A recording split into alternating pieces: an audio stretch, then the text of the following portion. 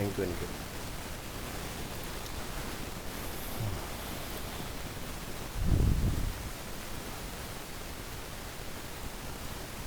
Project के नाम से था ना अपना प्रोजेक्ट।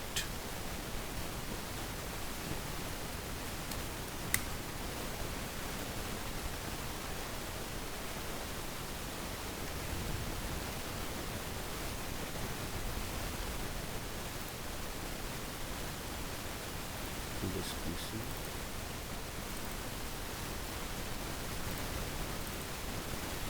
सी ड्राइव जैम। ठीक है, अभी चेक करते हैं जैम कौन सा का स्टार्ट होना है। एग्जाम्पल ओपन होगा पता चलेगा। नहीं ये तो नहीं, इसको लॉग आउट करेंगे यहाँ से स्टॉप सर्विसेज, और यहाँ से हम अपना स्टार्ट करेंगे सी ड्राइव वाला साइड।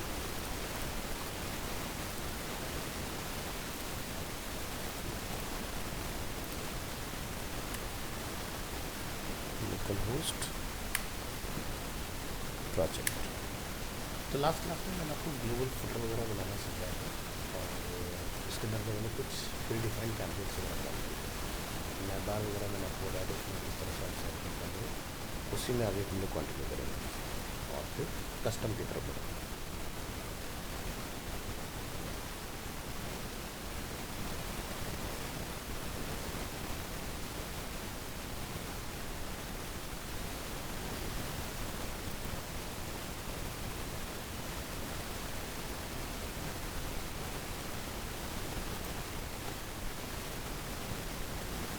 हमने 3 पेजेस अपने यहाँ पर क्रिएट किए थे, और ग्लोबल फुटर हम लोगों ने फिक्स करना सीखा उसमें। लॉगिन करेंगे WP-admin, और नोटपैड में हमने इसके क्रेडेंशियल सेव किए हुए हैं, उस फाइल को ओपन करेंगे।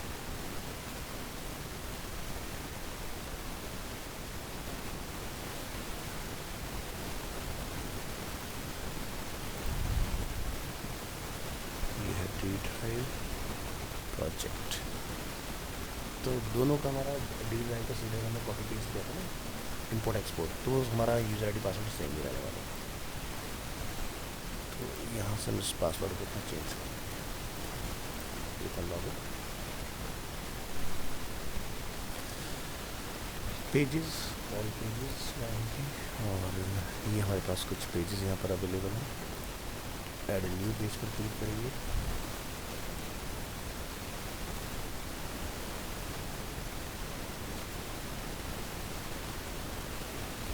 यूज़ करेंगे builder,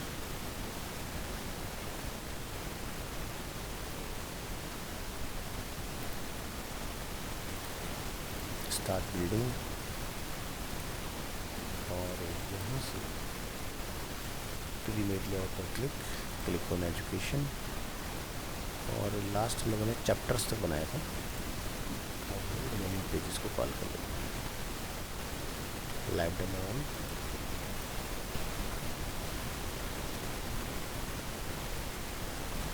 click on chapter, use this layout,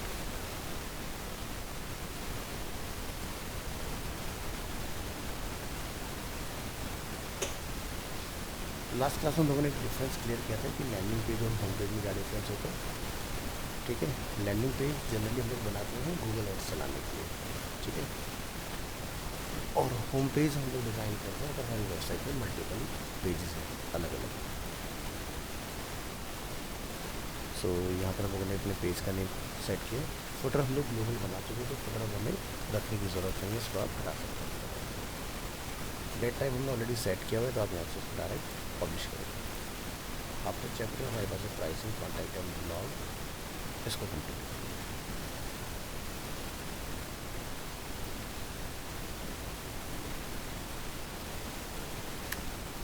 pricing, use builder,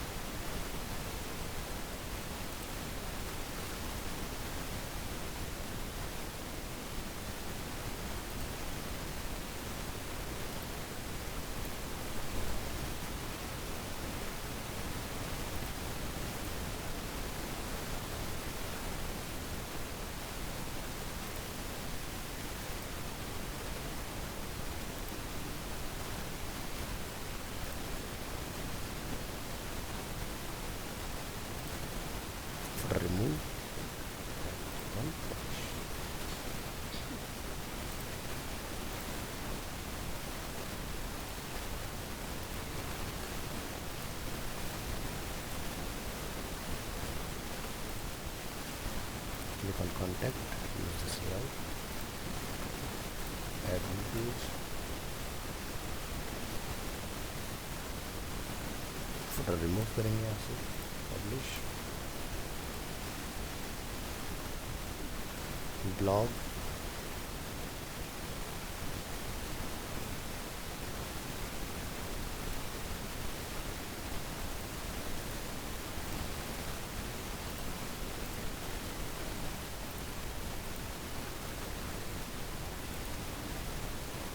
landing page,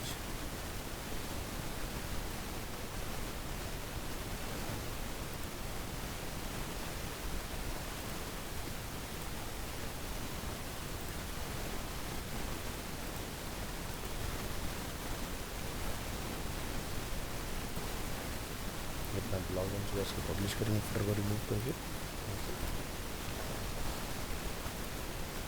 और ये हमारा लैंडिंग पेज के फुटर को भी रिमूव, क्लिक ऑन पब्लिश।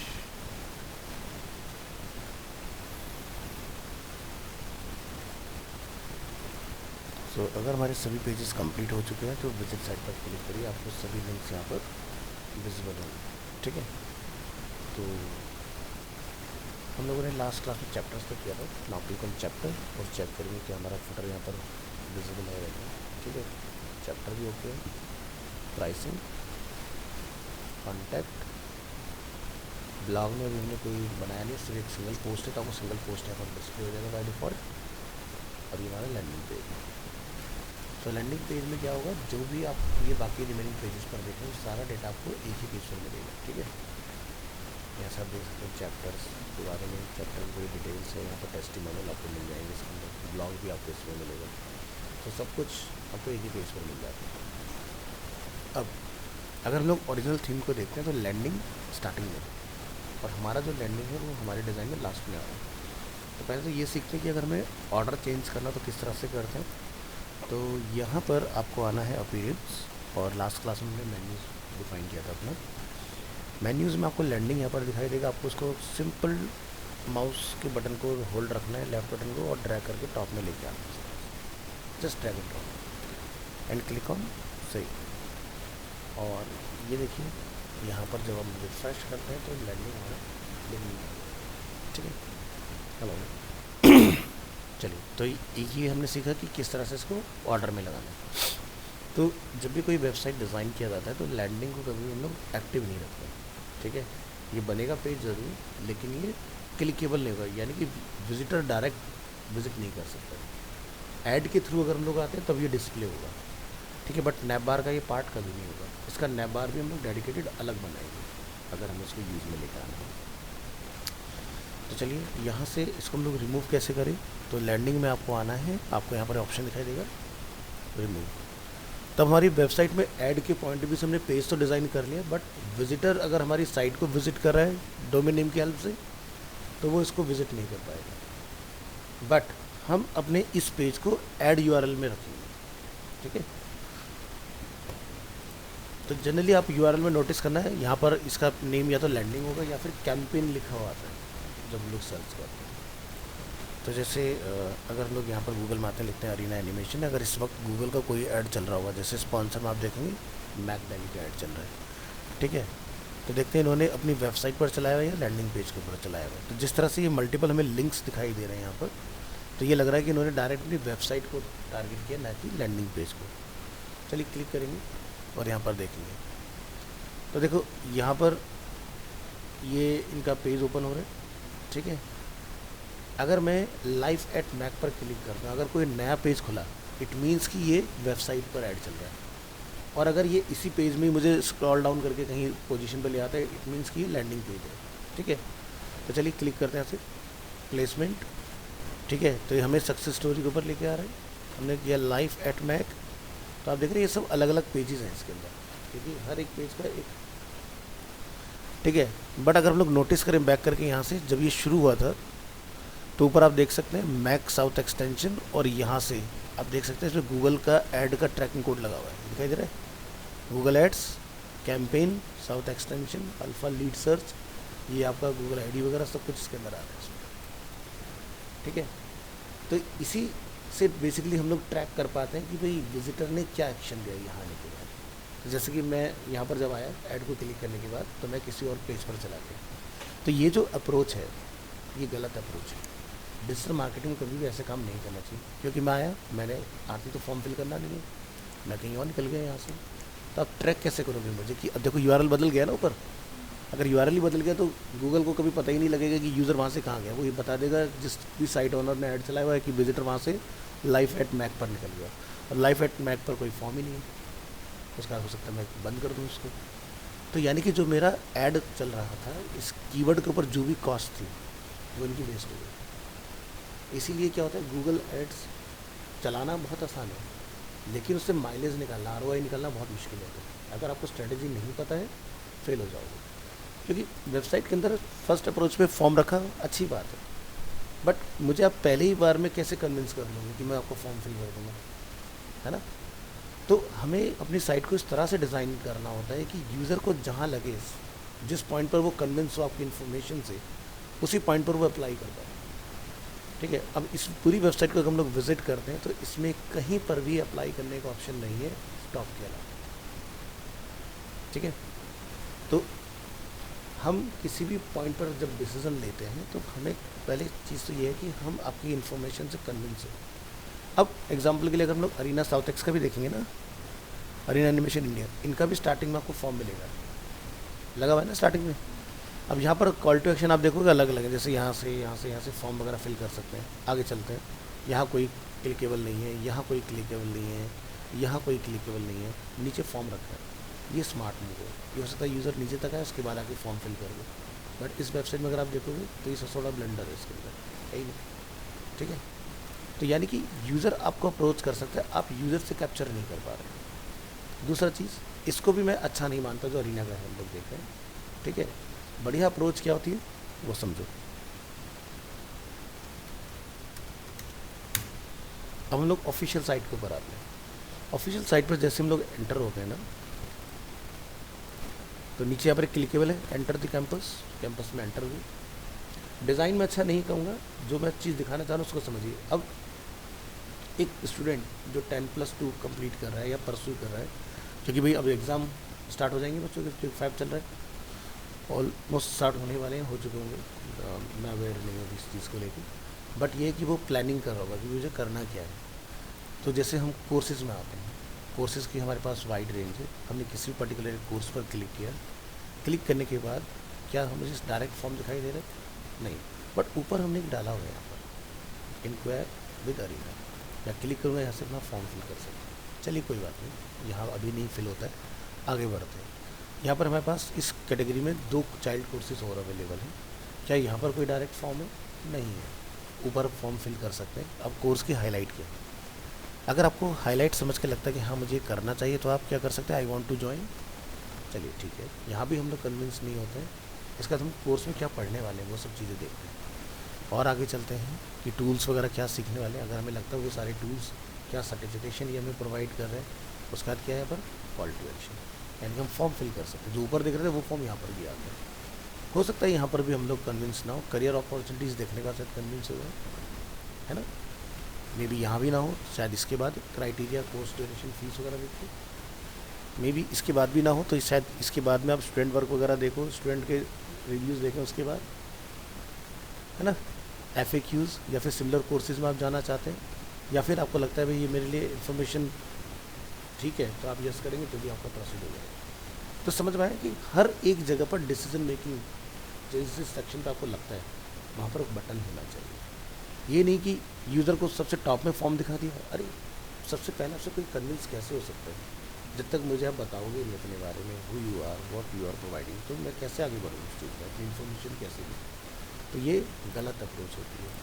इसी वजह से वेबसाइट पर क्या होता है, हमारे फॉर्म ज़्यादा फिल नहीं होते। ठीक है, और एक विजिटर को चलो मान लो आपने पूरा पेज पढ़ा के कन्विंस कर भी लिया, तो उसके लिए ऊपर लॉट करा रहे हैं करेक्ट UI UX में, यानी कि यूज़र एक्सपीरियंस ख़राब होता है ऐसे। ठीक है, हमारी जर्नी ऐसी होनी चाहिए कि हम अगर जा रहे हैं तो उसी जर्नी में हमारा जो पर्पज़ है फुलफिल हो जाए। ये नहीं कि आगे जाके डेस्टिनेशन बढ़ के फिर वापस से उसी पॉइंट पर आए, ए पॉइंट पर वहाँ से फिर से आप फॉर्म फिल करें, वो गलत तरीका है काम करने का। तो आज के दिन में गूगल UX बहुत ज़्यादा देखता है आपका। ठीक है, कि भाई यूज़र एक्सपीरियंस कितना अच्छा है। ये नहीं कि हमें डिसीजन लेने में प्रॉब्लम आ रही है, हमें समझ नहीं आ रहा आगे करना क्या है, ऐसा नहीं होना चाहिए। तो इसलिए ध्यान रखना, जब भी हम लोग अपनी कोई वेबसाइट बनाएंगे तो उसके अंदर हर एक इम्पोर्टेंट सेक्शन के बाद फॉर्म या फिर अप्लाई करने का एक बटन होना चाहिए। चाहे मैं इस पर क्लिक करने के बाद ऊपर ही क्यों ना आ जाऊँगा, वो प्रॉब्लम नहीं, बट क्लिकेबल होना चाहिए।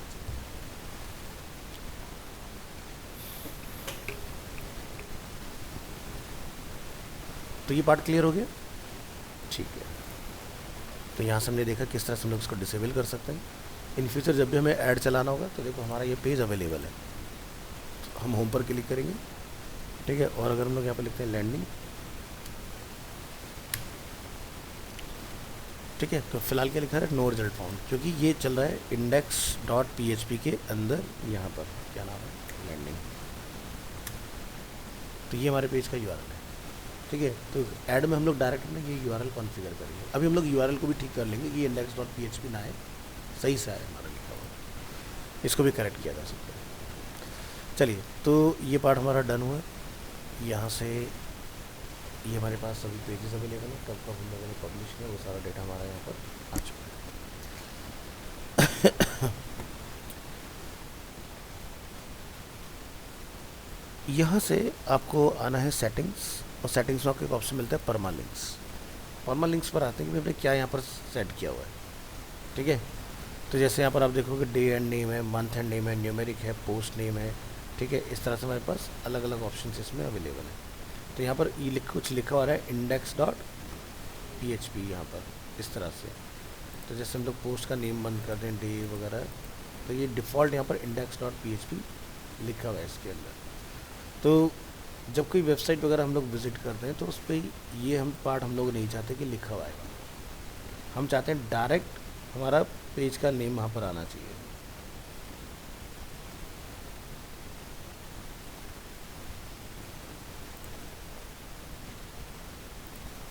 सेव करेंगे,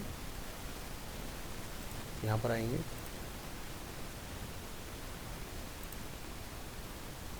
ठीक है। और अगर आप ये भी नहीं चाहते हैं तो आप यहाँ से इसको भी हटा सकते हैं कि भाई इसको हटाइए,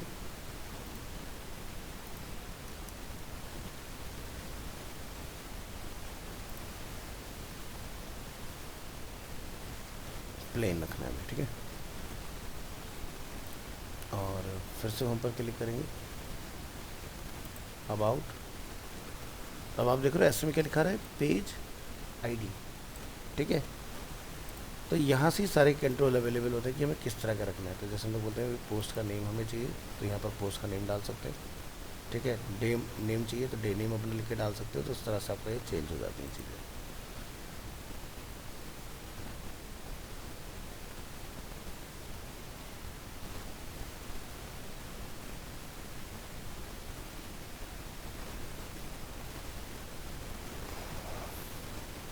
इसमें आपको देखो ये इन्होंने रेफरेंस दिया हुआ, डे और नेम वगैरह ये सब इस तरह से आपको लिख रहेंगे। प्रोजेक्ट के आगे आप क्या लिखवाना चाहते हो, पोस्ट का नेम कर देंगे तो पोस्ट का नेम आपको लिखवाएगा। जैसे कि आपका चैप्टर का पेज है तो यहाँ चैप्टर लिखाएगा, इसमें दिखाई दे रहा है, चैप्टर प्राइजिंग, इस तरह से। चलिए, तो ये पार्ट हमारा हो गया। अब इंडेक्स नहीं लिखाएगा आपका। ऑल पेजेस पर आते हैं। तो ये हुआ रेडीमेड कोई डिज़ाइन अगर हमने यूज़ करना है। अब बात करते हैं अगर हमें इसमें कुछ मॉडिफिकेशंस करने हैं तो किस तरह से आप कर सकते हैं। तो आपके पास अलग अलग तरीके हैं इसको मॉडिफाई करने के। पहला ऑप्शन हम यहाँ से ये देखते हैं, डेस्कटॉप व्यू, ठीक है, टैबलेट व्यू और फ़ोन व्यू यानी कि मोबाइल। आपको जिस भी मोड में चेंजेस करने हैं डिज़ाइन के अंदर, उस मोड को आपने क्लिक कर लेना है, ठीक है। और जो आप चेंज करेंगे वो पर्टिकुलर डिवाइस के लिए चेंज होगा, ठीक है। और अगर आपको टेक्स्ट को चेंज करना है, टेक्स्ट अगर आप कहीं पर भी चेंज करेंगे वो सभी डिवाइस के लिए कॉमन रहने वाला है। तो जैसे कि आपको यहाँ पर लगता है मुझे कुछ चेंजेस करने हैं, तो आप यहाँ पर देखिए डायरेक्ट टाइप कर सकते हैं इस तरह से। एक तो ये तरीका हो गया, डायरेक्ट अपने डिज़ाइन को देखो कहाँ पर क्या चेंज करना है। दूसरा तरीका क्या हो सकता है, आप यहाँ से वायर फ्रेम पर क्लिक करेंगे और अपना सेक्शन को एक्सपेंड करेंगे। पर्टिकुलर रो में किस टेक्स्ट को आप चेंज करना चाहते हैं, आप जाकर उस पर्टिकुलर टेक्स्ट को चेंज कर सकते हो। तीसरा तरीका क्या हो सकता है, हम लाइव आएंगे अपने आउटपुट के अंदर और अपने होम पेज पर क्लिक करेंगे इस तरह से। इसके बाद यहाँ पर आप देखेंगे option enable visual builder. Visual builder की हेल्प से भी हम लोग डायरेक्ट चेंजेस कर सकते हैं अपने पेज में। ये देखिए, ठीक है, कर्सर रखिए और यहाँ पर आप देखेंगे आप टाइप कर पाएंगे इस तरह से। अब जो भी आपने टाइप किया उसका नीचे ट्रिपल डॉट पर क्लिक करना है, राइट हैंड साइड पर आपको ट्रिगर मिलेगा सेव, ठीक है। तो इस तरह से भी चेंजेस किए जा सकते हैं, कुछ भी कर सकते हैं। जैसे मैं इस इमेज को पर आ जाता हूँ, अगर ये आप देख रहे हैं सेक्शन ग्रीन वाला, ये होता है एरिया के लिए, अंदर वाला जो पार्ट है ये पर्टिकुलर विजिट के लिए, यानी कि आपको यहाँ पर वीडियो चेंज करनी है अपनी, कुछ भी आपने चेंज करना है डाल सकते हो यहाँ से, ठीक है। तो जैसे आपको लगता है भाई मुझे इसको चेंज करना है, तो यहाँ से जाके आप अपनी नई फाइल चूज़ करो, उसको लगा दो वहाँ पर। तो अब वीडियो लगाने के लिए क्या था, ऑप्शन हमारे पास रहता है कि जो है यूट्यूब लिखा है, तो यूट्यूब में इंसर्ट फ्रॉम URL, और यूट्यूब से जैसे आप यहाँ जाएंगे, एंटर करेंगे और यहाँ से जो भी आपको वीडियो समझ में आता है, जैसे हम लोग कैप्टन अमेरिका का डाल देते हैं, अभी हाल फिलहाल में रिलीज़ हुई है, ऑफिशियल ट्रेलर पर क्लिक करेंगे और यहाँ से क्लिक ऑन शेयर। शेयर के अंदर आप यहाँ से देखेंगे ये हमारे पास URL है, हमने इसको किया कॉपी, यहाँ आएंगे, इधर तो यहाँ पर, यहाँ लाके आपने अपना URL पेस्ट करना है, इंसर्ट इनटू पोस्ट, ये आप देख सकते हैं यहाँ पर आपका वीडियो जो है वो अपडेट हो जाएगा। थोड़ा सा टाइम दीजिएगा इसको।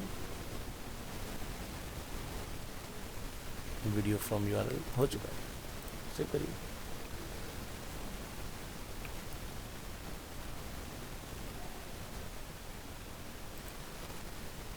यहाँ से एग्जिट,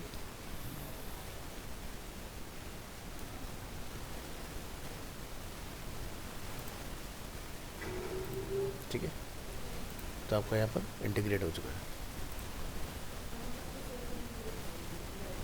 हाँ, क्योंकि अगर आप अपनी वेबसाइट में अगर अपलोड करेंगे ना वीडियो को, तो आपकी वेबसाइट हैवी होगी, ठीक है, तो इसलिए हमेशा लिंक लगाए जाते हैं।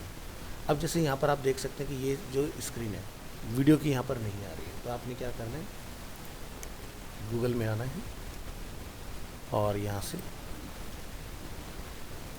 कैप्टन अमेरिका का हम लोग वॉलपेपर यहाँ से सर्च करेंगे इस तरह से, और जो वॉलपेपर आपको जमता है captain America brave new world, ये हमारा बेसिकली नया हुआ है।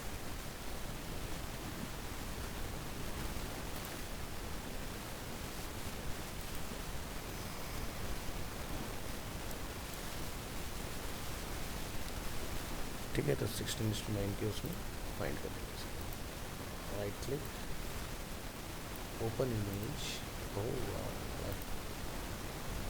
चलो यहाँ से राइट क्लिक, ओपन इमेज, ये हमारे पास इमेज अवेलेबल है, कॉपी करेंगे इसको, यहाँ पर आएंगे और ये एरिया था हमारा, एडिट पर क्लिक करेंगे यहाँ से,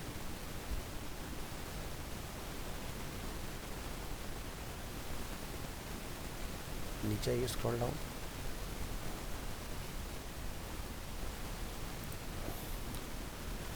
ठीक है। तो ये अपना वीडियो हो गया है, इसमें देखो कहीं पर शायद हमें थंबनेल वगैरह लगाने का ऑप्शन मिल जाए,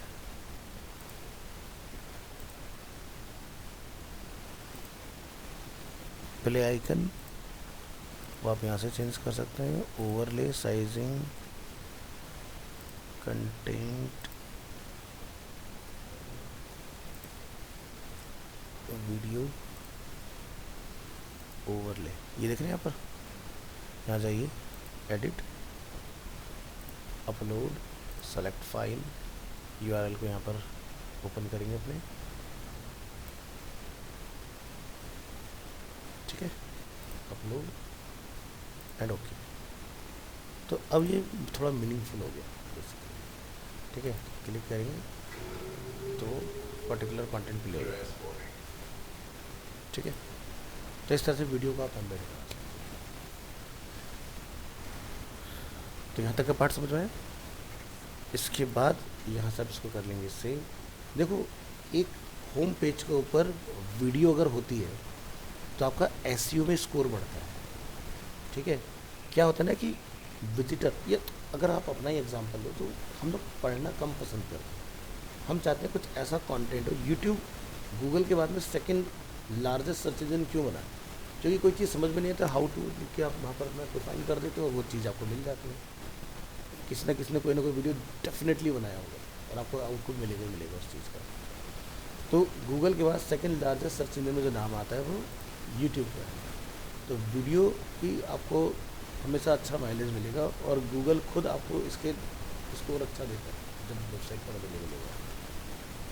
सेल्फ साइट पर होस्टेड नहीं होना चाहिए, किसी एक्सटर्नल सोर्स से लगाना। क्योंकि देखो आपकी नेट की स्पीड कम या ज़्यादा है कोई फ़र्क नहीं पड़ता है। यूट्यूब का अपने सर्वर की स्पीड है। यूट्यूब ने अपनी वीडियो को इस तरह से डिफाइन किया था, अगर आपका नेट 5G आ रहा होता है फुल HD चलता है, नेट 4G होगा तो 720 चल रहा होता है, तो ऑटोमेटिकली वीडियो की जो क्वालिटी होती है वो ऑप्टिमाइज़ कर लेते हैं। वीडियो चलेगा ज़रूर, लेकिन अगर आपने अपने सर्वर पर डाल दिया तो हमारा जो खुद का सर्वर होता है वो स्ट्रीमिंग सर्वर नहीं होगा। और वीडियो के लिए स्ट्रीमिंग सर्वर चाहिए जो खुद से ये डिसाइड करे कि किस स्पीड पर कौन सा वीडियो रेंडर कराना है। ठीक है। और होस्टिंग काफ़ी एक्सपेंसिव आती है, तो बहुत सोच समझ के हमें यूज़ करना चाहिए उस चीज़ को।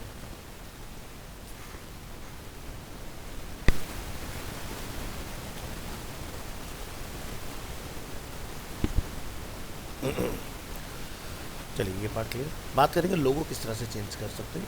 तो यहाँ से डीबी का ऑप्शन आपको मिलेगा। इसे ध्यान रखिएगा कि अगर आपने विजुअल बिल्डर में चेंजेस किए हैं तो जो आपका पेज है उसको रीलोड ज़रूर करें, अपडेट नहीं करना है। नहीं तो क्या होगा, वहाँ वाले जो चेंजेस हैं अगर आपने यहाँ से अपडेट किया फ्लश हो जाएंगे सारे। तो पहले इसको रीलोड करेंगे, क्योंकि मैं आपको दिखा देता हूँ यहाँ पर पुराना ही कंटेंट आ रहा होगा और गलती से अगर आपने अपडेट कर दिया तो नया वाला जो चेंजेस हुआ फ्लश हो जाएगा वो। तो इसलिए ध्यान रखना है, इसको हमने यहाँ से रीलोड करना है, चाहे भले से जो मर्जी हो बोले। ठीक है, क्योंकि उधर आप सेव कर चुके हैं। अब देखिए रीलोड करने पर क्या होगा, जो हमने चेंजेस उधर किए थे वो इधर आ चुके हैं। थोड़ा सा वेट कीजिएगा, वीडियो लोड होगा टाइम आगे बढ़े। तो ये ध्यान हमें ज़रूर से रखना है। बहुत सारे स्टूडेंट ये गलती कर देते हैं कि वहाँ पर भी सेव कर दिया और यहाँ पर हमने फिर से चेंज कर दिया, देखने गए तो चेंजेस चले गए हमारे सारे। तो रीलोड करना है अगर पेज आपका ओपन है ऑलरेडी तो। चलिए इसको करेंगे क्लोज। इसके बाद आते हैं लोगो किस तरह से चेंज होगा। तो क्लिक ऑन थीम ऑप्शन और यहाँ आपको ऑप्शन मिलता है लोगो अपलोड करने का। सो क्लिक ऑन अपलोड और जो भी लोगो आप अपलोड करना चाहते हैं यहाँ से सेलेक्ट करेंगे। सेलेक्ट करने के बाद आप जैसे फ़िलहाल मेरे पास अरीना का लोगो है, मैं इसी को लगा लेता हूँ। तो ये एक वेब पिक्चर की डिमांड कर रहा है कि भाई आपका जो एक्सटेंशन है वेब पिक्चर है, मुझे JPG या PNG इस तरह का कुछ एक्सटेंशन की रिक्वायरमेंट। तो कोई बात नहीं, यहाँ से Arena Animation India for example right click करेंगे, open image in new tab. तो ये हमारे पास ऑलरेडी PNG इमेज है। फ़िलहाल मैं इसको आपको लगा के दिखा देता हूँ और यहाँ से हम इसको चूज़ करेंगे, सेलेक्ट फाइल, ये आपका अपलोड हो गया। सेटअप लोगो करिए, नीचे आना है और उसके बाद यहाँ से क्या करेंगे, सेव चेंजेस और अपनी वेबसाइट में आपने करना है रीलोड। तो ये लोगो आपका ग्लोबल हेडर में अपडेट हो चुका है।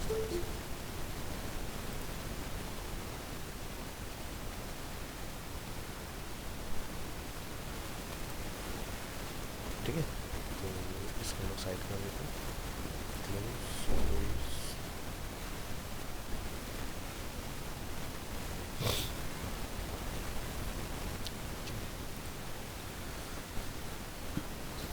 एक और चीज़ कि जो गूगल आपको रैंक देता है आपके पेज के में आए तो उसमें आपके सोशल मीडिया के हैंडल्स होना बहुत ज़रूरी है। ठीक है, तो सोशल मीडिया प्रोफाइल अगर आपके पेज में एसोसिएटेड नहीं है हेडर या फुटर के अंदर तो भी आपको मार्क्स करना है। ठीक है, तो इसका हमें ध्यान रखना है कि फेसबुक, इंस्टाग्राम, लिंक्डइन, ट्विटर जो भी आपके हैंडल्स हैं उनको एसोसिएट जरूर कीजिए इसके अंदर। ठीक है, तो इनके URL आप यहाँ डाल सकते हैं। फेसबुक, ये ट्विटर हो गया, इंस्टाग्राम हो गया, बाकी और डालना चाहते हैं तो और भी हम लोग उसमें डाल सकते हैं। ठीक है, तो जैसे कि यहाँ पर आप देखेंगे ये हमारा फुटर अवेलेबल है, यहाँ पर 3 ऑप्शन है। तो अगर आपको लगता है कि मुझे और आइकन यहाँ पर ऐड करने हैं तो देखो ये वाले जो आप यहाँ से ऐड करेंगे ये जाते हैं ग्लोबल फुटर के ऊपर जो हमने बंद किया था लास्ट क्लास में। अगर आपको चेंजेस करना है तो आप जाएंगे थीम बिल्डर, बिल्डर के अंदर आपको यहाँ से ग्लोबल फुटर में आना है। तो यहाँ पर आप देखेंगे हमारे सोशल मीडिया के हैंडल्स अवेलेबल है, क्लिक ऑन एडिट। यहाँ से हम लोग करेंगे प्लस, और मुझे लगता है यूट्यूब का मुझे और डालना है इसमें, ठीक है। तो फेसबुक, ट्विटर, लिंक्डइन प्लस करेंगे, और यहाँ से जो भी आप चेंज करना चाहें, जैसे यूट्यूब वगैरह का अगर हमें डालना है तो आप यूट्यूब चूज़ कर सकते हैं। अब ये सेम उसमें आए तो उसके लिए हम लोग क्या करेंगे, एडिट, और यहाँ से क्या करेंगे, ताकि मुझे आइकन की कलरिंग वगैरह पे काम ना करना पड़े, तो डुप्लीकेट कर लेंगे इसको, और यहाँ से यूट्यूब चूज़ कर लेंगे आप इस तरह से, ठीक है। और जो भी यूट्यूब का आपका URL है, हैंडल है, वो आप यहाँ पर डिफाइन कर लेंगे। ये देखिए आपका यूट्यूब है ना। तो ऐसे जितने भी सोशल मीडिया होते हैं वर्ल्ड में जो फेमस है, सारे यहाँ पर आ जाएंगे। तो क्लियर हो गया। ये अपना देखो फेसबुक वाला है, फेसबुक मुझे यहाँ नहीं चाहिए, इसको हटा देते हैं, प्रेस करेंगे कंट्रोल एस, इसको सेव हो जाएगा इस तरह से, और यहाँ से अपने इसको कर लेते हैं क्लोज। इसके बाद ऑल चेंजेस सेव। इसीलिए हम लोगों ने ग्लोबल फुटर डिज़ाइन किया था, क्योंकि क्लाइंट की डिमांड का कुछ नहीं पता वो कब चेंजेस के लिए बोलते हैं, और आप पूरी वेबसाइट बना चुके हो तो आप फुटर लगा के परेशान हो जाएगा। अब आप किसी भी पेज को विजिट कीजिए, नीचे देखिए आपका आइकन जो है ऐड हो जाएगा, ठीक है। बैकग्राउंड साथ में आ रहा है, उसको हम लोग हटा सकते हैं, ठीक है। एक जगह चेंज करें, सभी जगह पर चेंजेस आ जाएगा, बढ़िया से काम।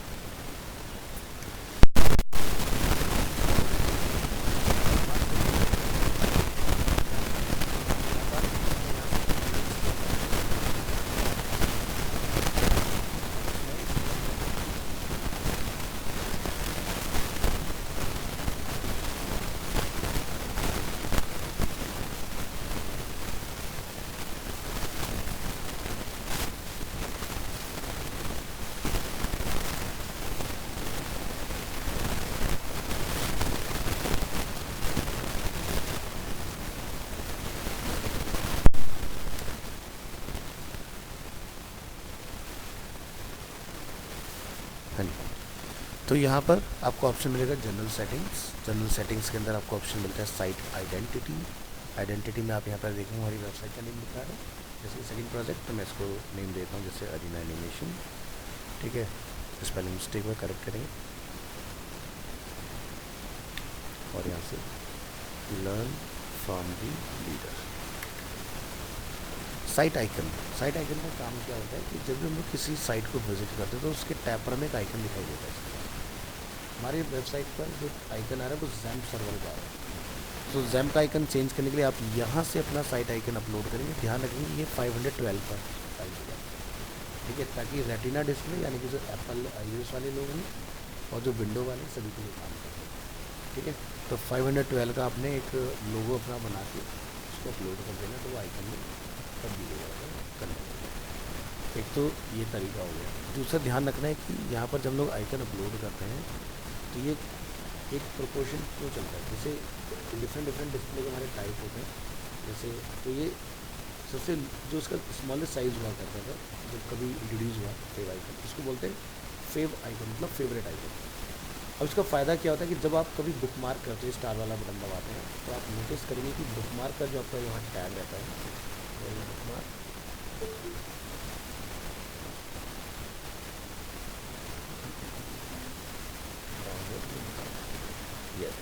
तो यहाँ आप देखेंगे, देखिए यहाँ पर भी सेव हो जाता है साथ इस तरह से, ठीक है। तो ये इसका एडवांटेज होता है। दूसरा, जब आप किसी साइट को विजिट करते हैं तो थोड़ा जेन्युइन फील आता है इसके लिए, आप सही चीज़ चला रहे हैं ना।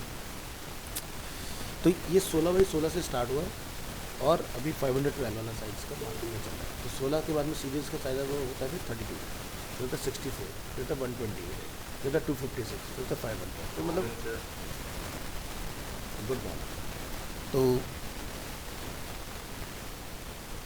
इस तरह से तो यहाँ से आप अपना आइकन वगैरह करेंगे अपलोड।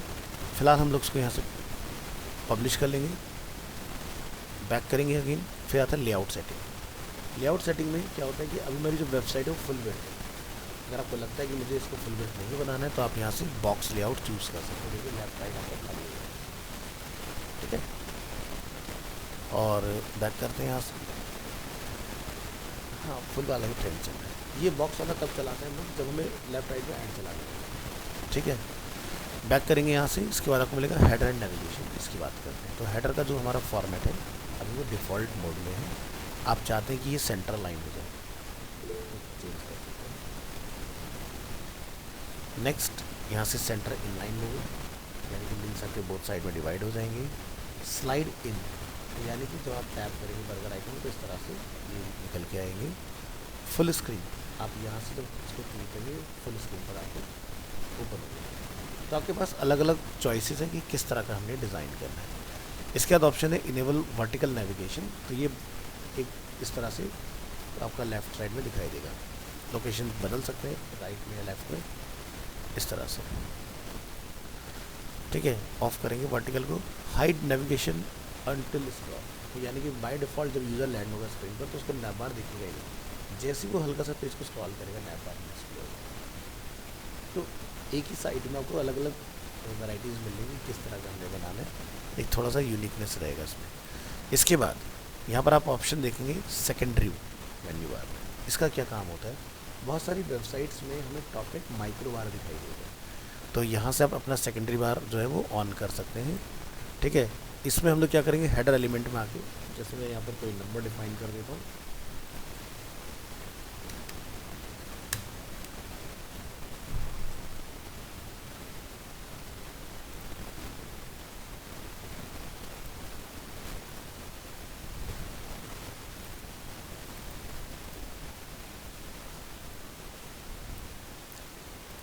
चलिए तो ये नंबर हो गया। कोई ईमेल वगैरह अगर हम लोग इसमें डालना चाहते हैं, देखते हैं ईमेल मेंशन है कि नहीं, नहीं तो फिलहाल हम लोग यहाँ पर लिख सकते हैं इस तरह से info@arenaanimationindia.com, ठीक है। Click on publish.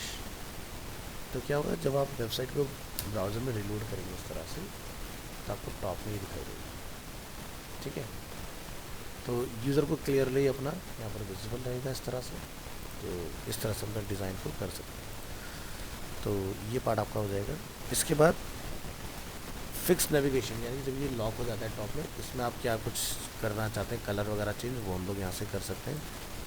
और ये हमारा सेकेंडरी नेविगेशन इस तरह से दिखाई देगा आपको। तो इतने चेंजेस करके देखिए, नेक्स्ट क्लास में आपको बाकी की और चीज़ें बताएंगे किस तरह से इसमें आप चेंजेस वगैरह और करेंगे, ठीक है। कलर स्कीम चेंज करना चाहते हैं आप, यहाँ से अपनी कलर स्कीम बदल सकते हैं। जैसे हमारा ब्लू कलर आ रहा है, आप ग्रीन कलर में चेंज करना चाहते हैं, देखिए सब आइकन वगैरह आपके उस हिसाब से चेंज रहेंगे। ऑरेंज कलर में चेंज करना चाहते हैं, पिंक कलर में चेंज करना चाहते हैं, रेड कलर में चेंज करना चाहते हैं, कर सकते हैं, ठीक है। तो पब्लिश करना ना भूलें और उसके बाद में ब्राउज़र में आप इसको एक्सपीरियंस कर सकते हैं इस तरह से, ठीक है। तो आज के लिए इतना ट्राई कीजिए, मिलते हैं नेक्स्ट क्लास में। और फिर आपको कस्टम डिज़ाइन करना सिखाएंगे, इसमें किस तरह से हम लोग कस्टम कर सकते हैं, ठीक है।